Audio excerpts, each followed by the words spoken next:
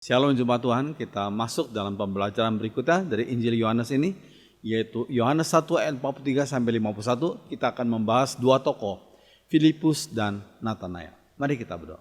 Mohon Roh Kudus urapi hamba-Mu, sensor tuturkatan sikap hamba-Mu, sehingga hamba-Mu layak menjadi juru bicara, dan setiap kami yang mendengar dan menontonnya, kami semua dibimbing oleh Roh kebenaran, itu Roh Kudus, berbicara kepada kami lewat lidah hamba-Mu, dalam nama Tuhan Yesus. Amin.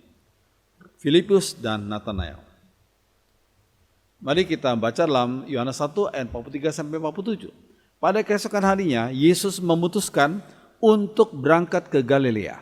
Ia bertemu dengan Filipus dan berkata kepadanya, "Ikutlah aku." Filipus itu berasal dari Betsaida, kota Andreas dan Petrus. Filipus bertemu Natanael dan berkata kepadanya, "Kami telah menemukan dia yang disebut oleh Musa dalam kitab Taurat dan oleh para nabi, yaitu Yesus anak Yusuf dari Nazaret." Kata Natanael kepadanya, "Mungkinkah sesuatu yang baik datang dari Nazaret?" Kata Filipus kepadanya, "Mari dan lihatlah." Yesus melihat Natanael datang kepadanya, lalu berkata tentang dia, "Lihat, inilah seorang Israel sejati, tidak ada kepalsuan di dalamnya." Ya, Yohanes 1 ayat 48 sampai 51. Kata Natanael kepadanya, "Bagaimana engkau mengenal aku?" Jawab Yesus kepadanya, "Sebelum Filipus memanggil engkau, aku telah melihat engkau di bawah pohon ara." Kata Natanael kepadanya, "Rabi, engkau anak Allah, engkau raja orang Israel." Yesus menjawab katanya, "Karena aku berkata kepadamu, aku melihat engkau di bawah pohon ara, maka engkau percaya? Engkau akan melihat hal-hal yang lebih besar daripada itu." Lalu kata Yesus kepadanya, "Aku berkata kepadamu, sesungguhnya engkau akan melihat langit terbuka dan malaikat-malaikat Allah turun naik kepada anak manusia."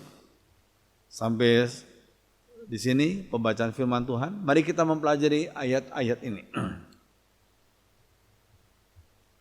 Bapak sekalian, hanya Yesus, hanya Tuhan Yesus yang berani berkata kepada calon murid-muridnya, "Ikutlah aku."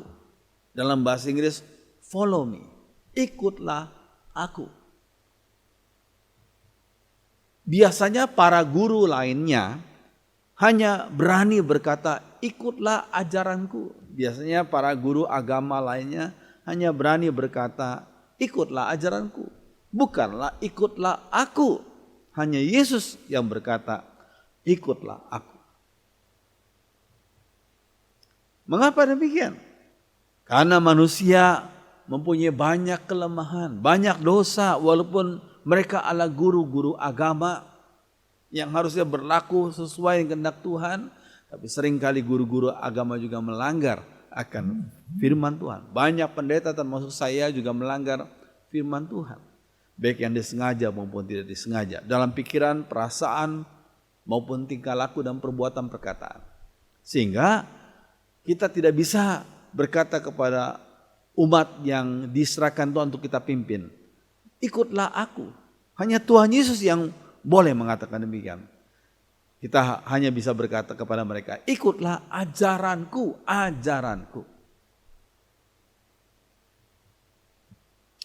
Apa yang diajarkan kepada para murid belum tentu sang guru melakukan yang diajarkan itu 100%. Ini penting sekali. Kita sebagai guru-guru agama, pendeta-pendeta harus sadar apa yang kita ajarkan kepada jemaat Tuhan, apa yang kita ajarkan kepada mahasiswa teologi, belum tentu kita sebagai guru melakukan ajaran yang kita ajarkan itu 100%. Hanya Yesus yang berani berkata, "Ikutlah aku, follow me." Ya. Oke. Tuhan Yesus adalah sang kebenaran. Lihat Yohanes 14 ayat 6. Yesus berkata, "Akulah jalan, kebenaran, dan hidup itu." Ada banyak hal yang Yesus katakan tidak berani dikatakan oleh para pemuka agama lainnya. Ini penting sekali. Ada banyak hal yang Yesus katakan tidak berani diucapkan oleh para pemuka agama lainnya. Misalnya Yesus berkata, "Akulah jalan, kebenaran dan hidup." Gak ada seorang tokoh agama yang berani mengatakan hal seperti itu. Yesus juga pernah berkata, "Akulah kebangkitan dan hidup." Gak ada seorang tokoh agama yang berani berkata demikian. Karena tokoh-tokoh agama pernah hidup, kemudian mereka sudah meninggalkan dunia. Ya, tapi Yesus hidup, pernah mati 3 hari, kemudian bangkit dan tidak mati lagi. Ya. Tidak ada seorang tokoh agama yang berani berkata, "Akulah Alfa dan Omega, yang awal dan yang akhir," kecuali Tuhan Yesus saja. Ada banyak perkataan-perkataan Yesus yang saya tidak bisa ucapkan sekarang ini karena waktu. Ya, sudah lihat, hanya Yesus yang berani mengucapkan hal itu. Ya, Yohanes 1 ayat 43 dikatakan, Yesus bertemu dengan Filipus. Pertanyaannya, siapakah Filipus itu?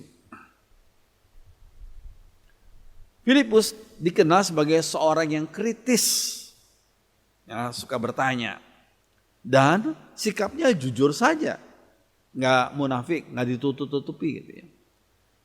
Namun indahnya daripada Filipus ini, dia suka memperkenalkan orang lain kepada Yesus.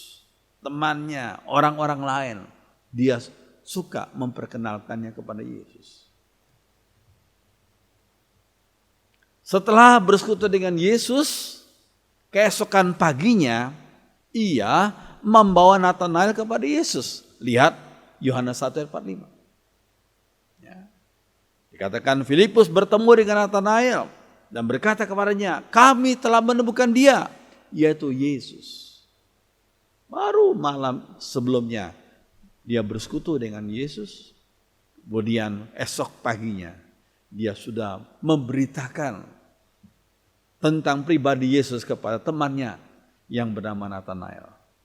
Bukankah ada banyak orang Kristen sudah puluhan tahun jadi orang Kristen, tapi belum pernah memperkenalkan Yesus kepada temannya, kepada saudaranya, kepada orang tuanya, kepada keluarganya, kepada anak-anaknya. Kita perlu belajar akan teladan daripada Filipus ini.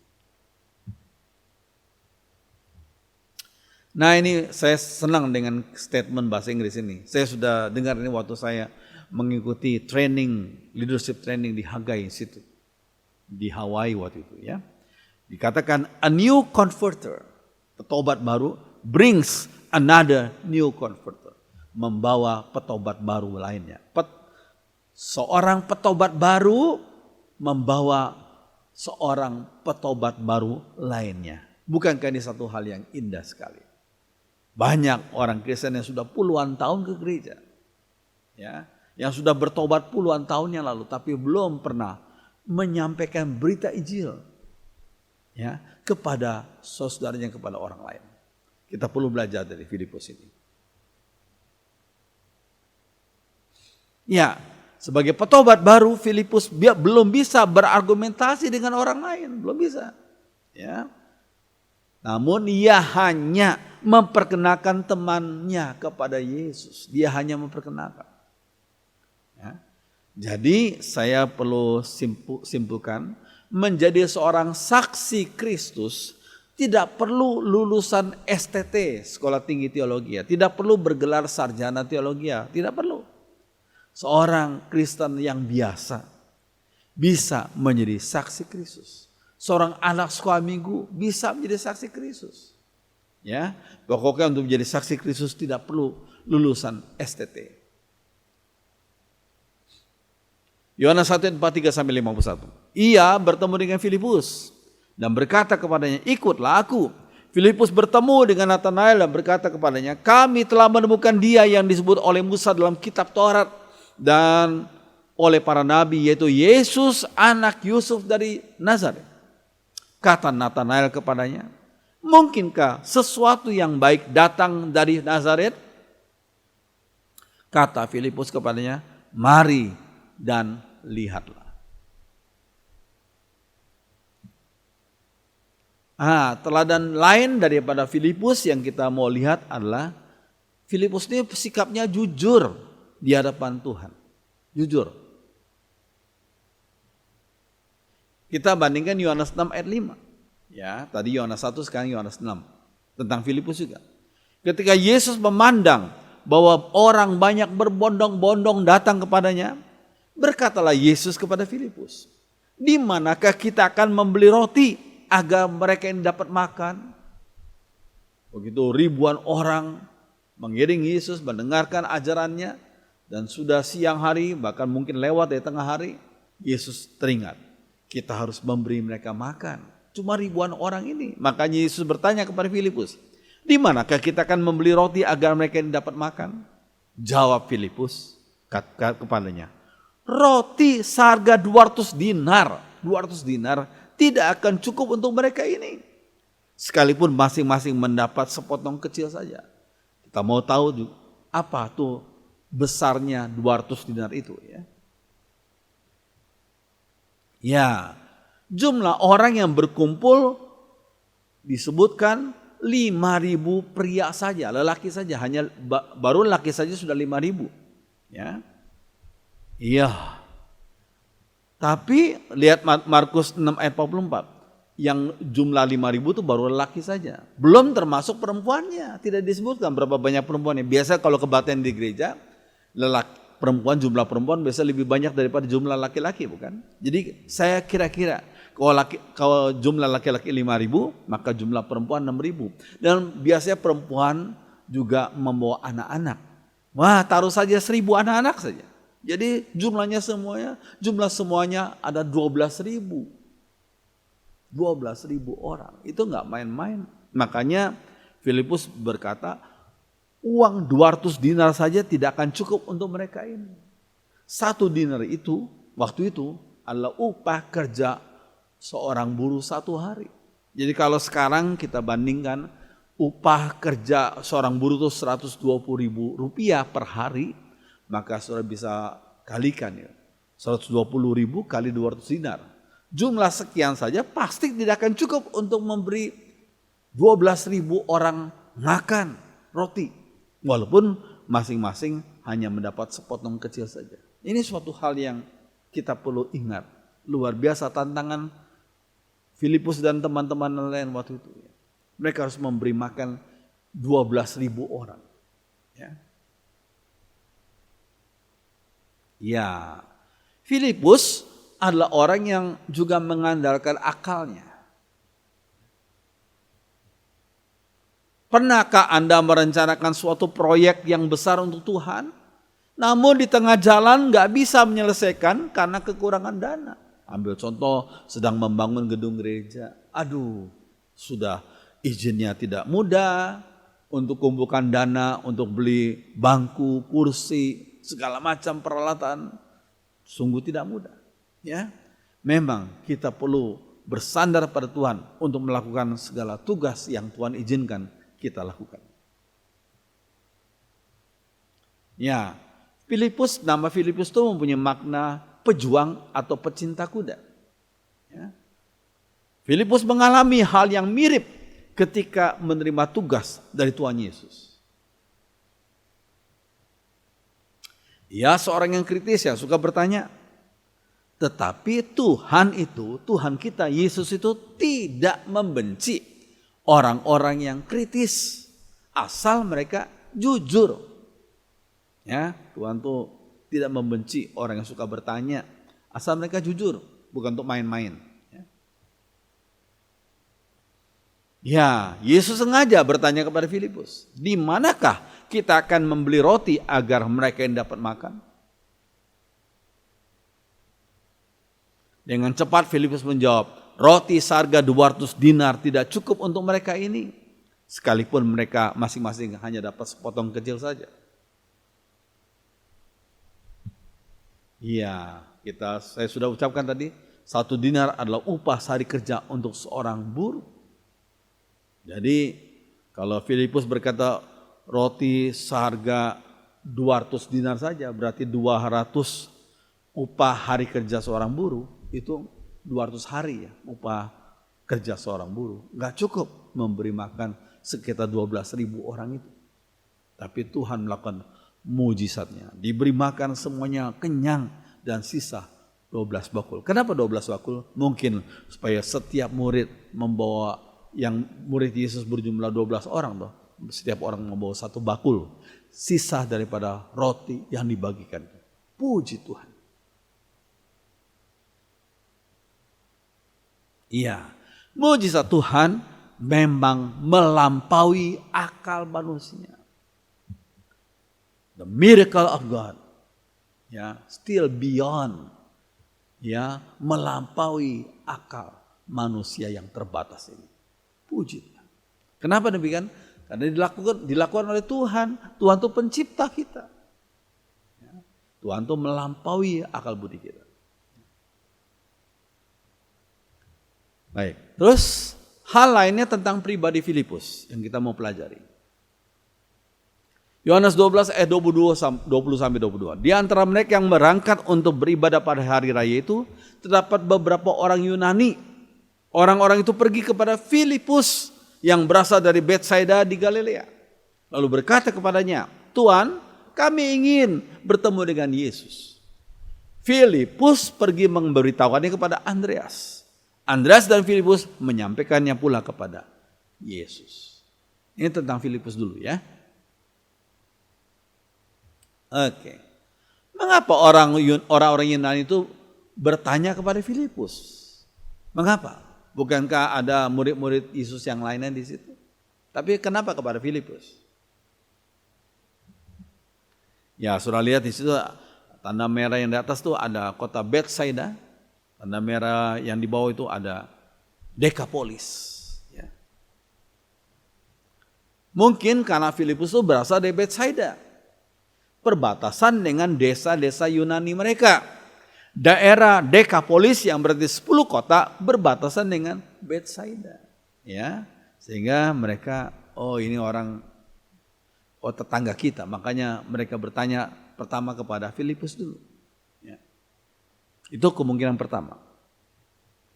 Kemungkinan kedua, karena Filipus bisa berbahasa Yunani.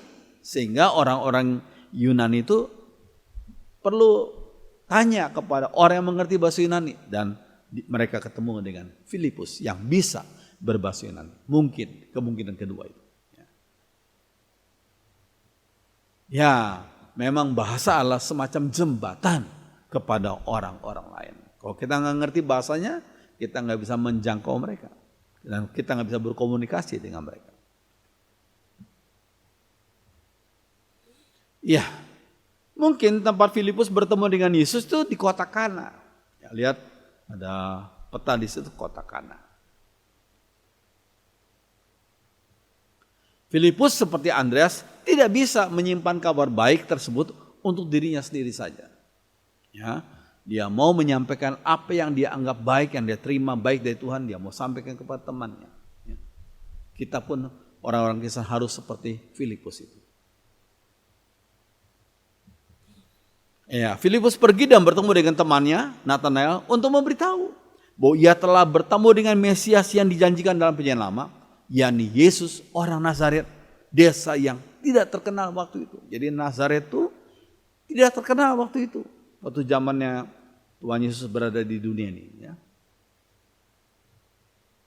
Nah, reaksi Nathanael dikatakan, mungkinkah sesuatu yang baik datang dari Nazaret? Nah, kalau kita mendengar perkataan itu, maka kita mulai pikir-pikir, oh gitu Nazaret itu kota yang gak dikenal waktu itu ya. Makanya Nathanael bertanya, mungkinkah sesuatu yang baik datang dari Nazaret? Yohanes 1:46.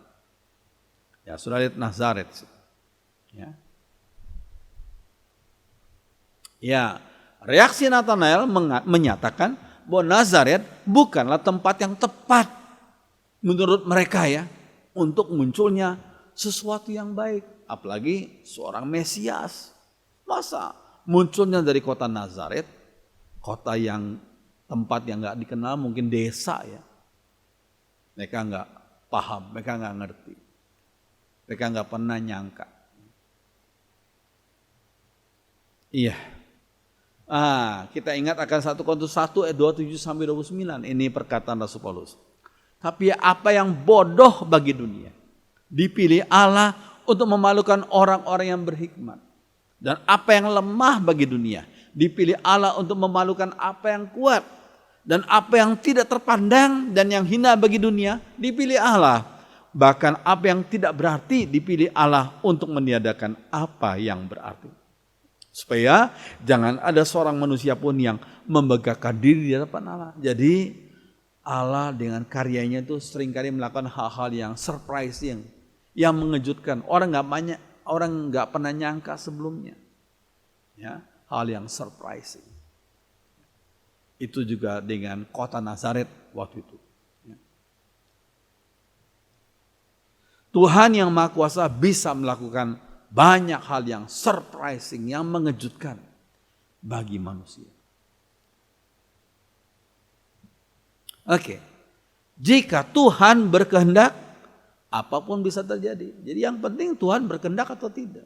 Kalau Tuhan berkehendak, apapun bisa terjadi. Ya, selanjutnya. Respon Filipus dia bijaksana sekali terhadap sikap Nathanael. Dia tidak mau dan tidak bisa berdebat. Ya. Dia hanya menjawab Nathanael, "Mari dan lihatlah." Ya, aku belum bisa menjawab pertanyaanmu, aku belum bisa berdebat denganmu karena pengetahuanku juga masih awal. Ayo, tetapi yang penting mari dan lihatlah. Biar Nathanael sendiri langsung bertemu dengan Sang Mesias itu Yesus. Sering dalam perdebatan, karena emosi, kita mungkin mengatakan banyak hal yang menyakitkan hati sang lawan bicara kita, daripada mengatakan hal-hal yang membangun dan baik. Ya, karena kita sudah terpancing emosi kita, sehingga kita bisa mengatakan hal-hal yang tidak layak kita katakan atau tidak membangun. Ya. Sehingga lebih baik kita diam saja dan kita berkata seperti Filipus, "Aku gak bisa berdebat denganmu. Ayo, mari dan lihatlah saja." Gitu. Ya, satu-satunya cara untuk meyakinkan seseorang tentang keunggulan Kristus adalah untuk menghadapkannya langsung kepada Kristus. Jikalau engkau encounter with Jesus, jikalau engkau langsung bertemu dengan Yesus, maka engkau akan bisa mengalami apa yang aku alami kemarin. Ini suatu sikap yang bijak dari Filipus terhadap Nathanael. Iya, umat Tuhan tidak dipanggil untuk jadi pembela Injil. Injil gak perlu kita bela. Apalagi jadi pembela Tuhan. Tuhan gak pernah panggil kita untuk jadi pembela Tuhan. Tuhan Maha Kuasa, kita gak Maha Kuasa, kita sok-soknya menyebut diri sebagai pembela Injil, pembela Tuhan. Kita gak dipanggil untuk menjadi pembela Injil. Tetapi dipanggil untuk memberitakan. Ini penting ya.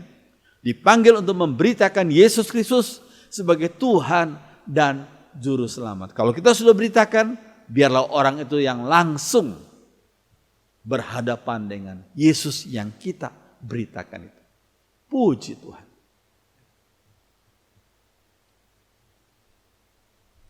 Iya, perlu kita ingat, bukan khotbah yang argumentatif dan pengajaran filosofis yang bisa memenangkan seseorang bagi Kristus, bukan.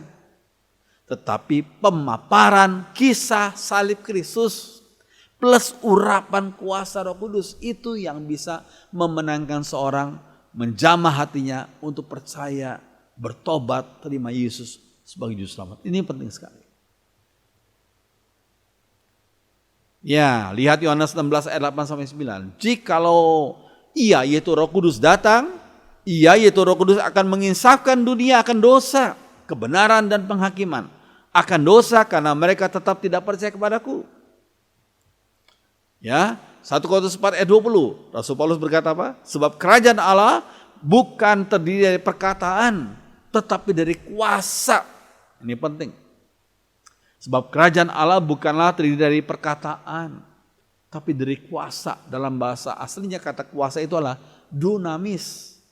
Sudah mungkin ingat. Nah, ini dinamit. Dinamit itu dari kata dunamis. Dinamit adalah alat peledak yang bisa meledakkan bukit.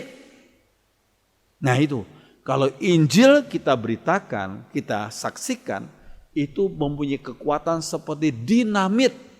Punya dunamis dia, punya kuasa seperti dinamit. Yang bisa meledakkan kekerasan hati seseorang, sehingga orang itu bisa hancur hati, datang kepada Yesus, mohon pengampunan, dan terima Yesus sebagai Juru Selamat. Puji Tuhan.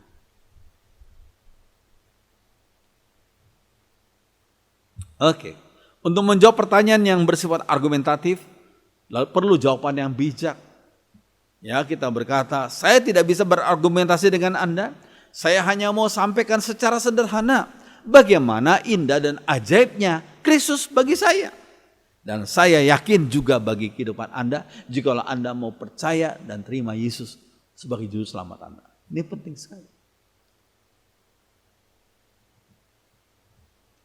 Pemaparan sederhana plus kuasa Roh Kudus tentang Kristus akan memenangkan hati seseorang. Jadi kalau saudara mau khotbah, mau bersaksi, jangan lupa, nggak usah yang rumit-rumit, paparkan dengan sederhana. Yang sederhana bukan berarti tidak berkualitas. Ya. Yang berkualitas justru bisa dipaparkan dengan sederhana kalau yang bicara itu pintar. Ya. Jangan lupa yang penting adalah plus urapan Roh Kudus tentang Kristus yang sudah mati dan bangkit dan tidak mati lagi. Puji Tuhan. Ya, 1 Korintus 2 ayat 4, Rasul Paulus berkata apa? Baik perkataanku maupun pemberitaanku tidak kusampaikan dengan kata-kata hikmat yang meyakinkan, tapi dengan keyakinan akan kekuatan, dunamis tadi. Ya, ingat kata dinamit ya. Tetapi dengan keyakinan akan kekuatan Roh Kudus itu.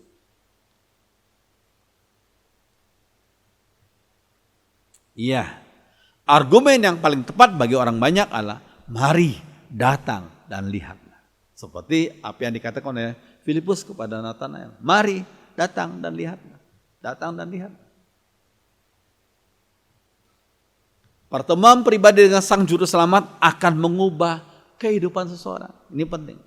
Pertemuan pribadi dengan Sang Juru Selamat akan mengubah kehidupan seseorang. Yang bisa memenangkan hati seseorang kepada Yesus adalah kuasa urapan Roh Kudus saja. Hal itu tidak berarti, ini penting. Hal itu tidak berarti PI yang kita lakukan tidak butuh logika dan pembelajaran. Kita perlu menggunakan logika dan pembelajaran dengan bimbingan Roh Kudus. Ya. Itu kalau kita memberitakan Injil perlu gunakan logika dan pembelajaran. Ya, ingat yang menulis 1 Korintus 2 ayat 4 itu yang kita sudah baca tadi adalah Rasul Paulus yang bisa disejajarkan. Beliau kalau sekarang hidup, beliau telah meraih 3 PhD, nggak main-main. Paulus itu orang pandai sekali. Misal yang pertama PhD-nya dalam agama Yahudi, dia pernah jadi anggota Mahkamah Agama Yahudi. Ya. Yang kedua PhD-nya dalam bidang filsafat Yunani. Dia belajar filsafat Yunani sehingga dia berani pergi waktu itu ke Athena, pusatnya para filsuf Yunani, untuk bertanya, bersoal jawab di sana tentang Injil. Dan dia juga dapat PhD dalam teologi Kristen. Dia bisa menulis 13 surat di Alkitab. Ini suatu hal yang tidak main-main. Cuma bukan dia ketika dia memberitakan Injil, dia tidak bersandar pada kemampuannya sendiri saja. Walaupun kemampuannya itu penting, tapi tidak cukup itu. Dia butuh, sangat butuh akan urapan Roh Kudus. Puji Tuhan. Oke. Namun untuk mentobatkan seorang sangat dibutuhkan kuasa dan urapan Roh Kudus. Lihat Yohanes 16 ayat 8 sampai 11. Ya, terus Yohanes 16 ayat 8 sampai 11, dan kalau Roh Kudus datang, Ia akan menginsafkan dunia akan dosa, kebenaran dan penghakiman. Akan dosa karena mereka tetap tidak percaya kepadaku. Akan kebenaran karena aku pergi kepada Bapa dan kamu tidak melihat aku lagi. Akan penghakiman karena penguasa dunia ini telah dihukum. Itu janji Tuhan Yesus 2000 tahun yang lalu, dan itu sudah terjadi pada hari Pentakosta. Terus ke sini, terus sampai sekarang, ya. Dan sampai kedatangan Yesus yang kedua kali nanti. Oke. Namun hal yang terpenting adalah kita harus mengenal Kristus sendiri lebih dahulu. Nah ini, kita harus mengenal Kristus sendiri lebih dahulu secara pribadi sebelum mengundang orang lain datang kepadanya. Seorang penginjil yang benar adalah orang yang secara pribadi sudah mengenal Kristus. Ini penting. Jadi kita tidak berkata-kata orang, tapi menurutku apa yang ku alami bersama Kristus dan apa yang aku sudah pelajari dari firman Tuhan, aku sampaikan kepada kalian. Ya, ini penting sekali. Natanael datang kepada Yesus dan Yesus dapat melihat hatinya. Yesus berkata, inilah orang Israel yang benar dan sejati, yang hatinya tidak ada tipu atau akal bulus. Ingat ya, Mazmur 32 ayat 2. Berbahagialah manusia yang kesalahan tidak diperhitungkan Tuhan dan yang tidak berjiwa penipu. Jadi yang gak berjiwa penipu itu berbahagia, kata Tuhan. Iya, lanjut ya. Yesus itu dapat melihat hati Natanael.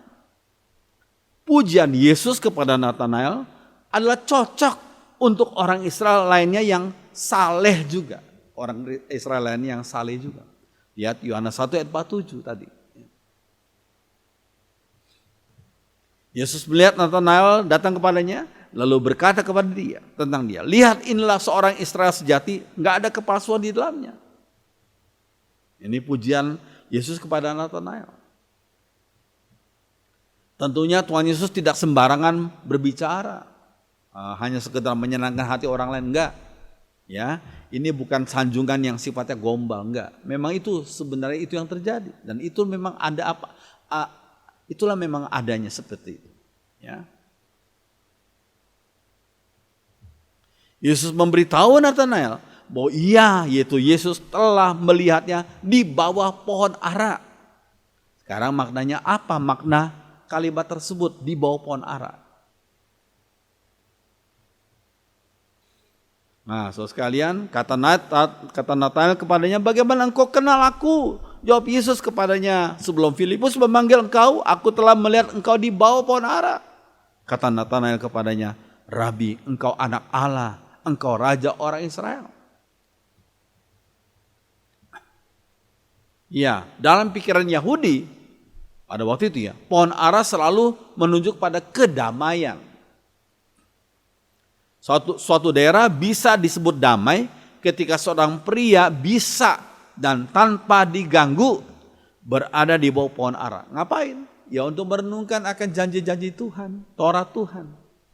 Mereka berada di pohon ara. Dan pohon ara itu seperti yang sudah lihat, itu daunnya rimbun.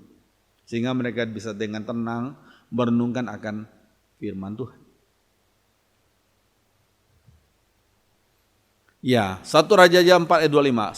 Sehingga orang Yehuda dan orang Israel diam dengan tentram, masing-masing di bawah pohon anggur dan pohon aranya, dari Dan sampai Beersheba seumur hidup Salomo. Lihat, Dan di atas itu, dari ujung utara sampai selatan Beersheba itu. Ya. Oke, selanjutnya. Nah, pohon ara punya banyak daun sehingga teduh, sehingga menjadi hal yang biasa untuk duduk dan merenungkan firman Tuhan di bawah dahan-dahannya. Natanael sering melakukannya untuk menantikan penggenapan janji Tuhan tentang kedatangan Mesias dan sudah terjadi 2000 tahun yang lalu. Puji Tuhan, di dalam diri Yesus Kristus.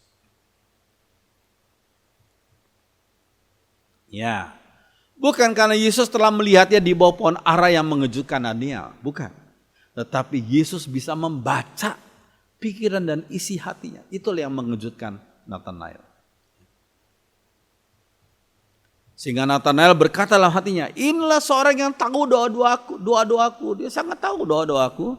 Pastilah ia sang anak tunggal Allah, Mesias, bukan pribadi-pribadi lainnya. Pastilah dia Mesias. Mungkin Yesus tersenyum. Ia mengutip cerita dalam Perjanjian Lama tentang mimpi Yakub di Betel. Sudah lihat dalam Kejadian 28 ayat 12 sampai 13. Mimpi Yakub di Betel. Ya, seolah-olah Yesus berkata, Natanael, aku dapat membaca hatimu lebih jauh lagi. Aku dapat menjadi seperti tangga yang dimimpikan oleh Yakub dalam Kejadian 28 dia. Aku dapat menjadi seperti tangga yang membawamu dan orang-orang yang percaya lainnya ke surga. Ini penting. Aku dapat menjadi seperti tangga itu yang dimimpikan oleh Yakub dalam Kejadian 28. Yang membawamu dan orang-orang lainnya yang percaya pada Yesus ke surga. Puji Tuhan.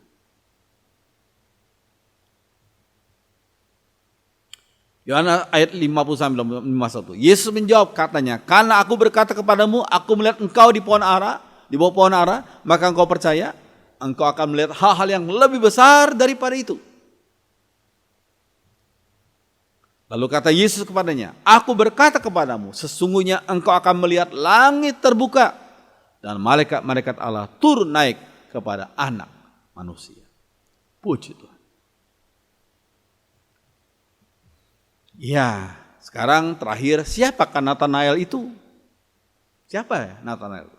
Menurut Injil Yohanes yang kita baca ini, Natanael adalah seorang dari para murid yang pertama. Namun masalahnya di 3 Injil sinoptik lainnya, yaitu Matius, Markus, Lukas, 3 Injil sinoptik ya. Nama Natanael tidak pernah ada, hanya di Injil Yohanes saja. Lalu siapa itu Natanael? Nah, Natanael dibawa kepada Yesus oleh Filipus.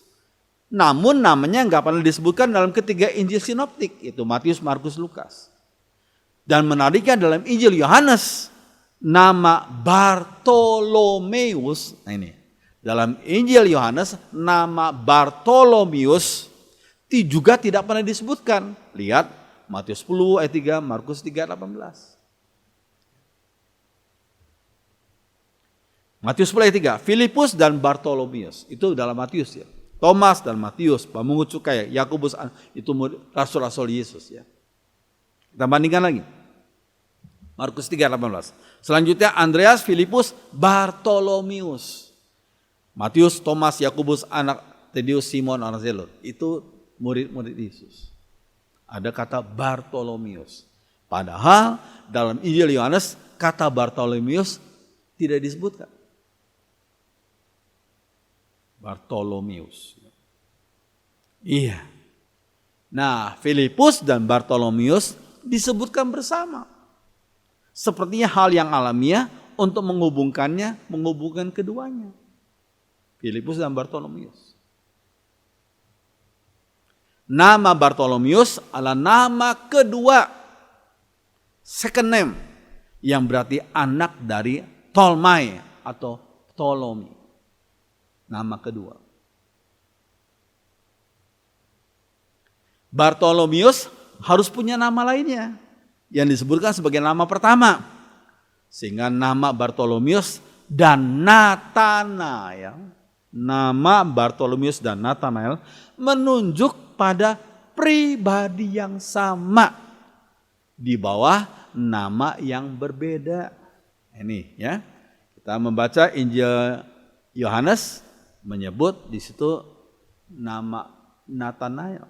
Tapi di 3 Injil sinoptik nama Bartolomeus. Tapi menunjuk pada pribadi yang sama itu. Iya. Biarlah pembelajaran kita dalam kitab Injil Yohanes ini bisa berguna dan menjadi berkat bagi saudara. Amin. Mari jemaat Tuhan kita nyanyikan satu lagu. Mungkin sebagian saudara sudah sering dengar lagu ini, tapi sebagian saudara mungkin jarang dengar lagi. Ya, lagu ini lagu sudah cukup lama, tapi jadi berkat bagi kita semua. Mari kita berdiri, kita nyanyikan lagu ini bersama-sama.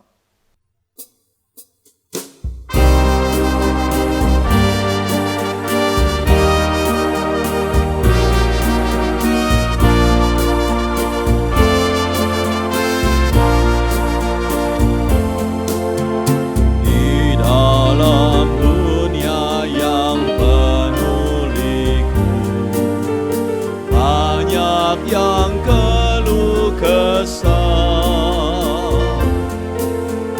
bawa terangnya ke tempat gelap itu, yang susah bisa dihiburkan. Jadikan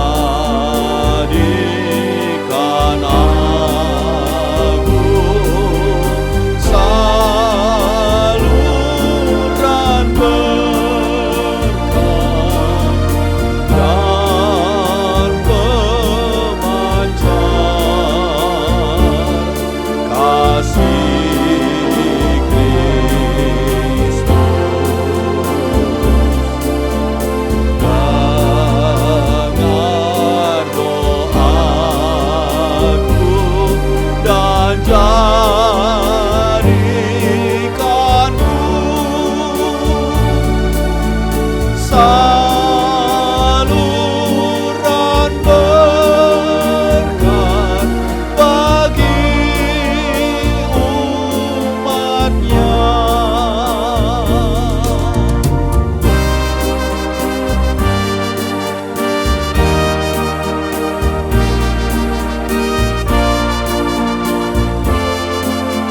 Baik, yang kedua. Beritakan tentang kasih Tuhanmu, tentang pengampunannya. Bawalah mereka kepadanya dengan saksi hidupku.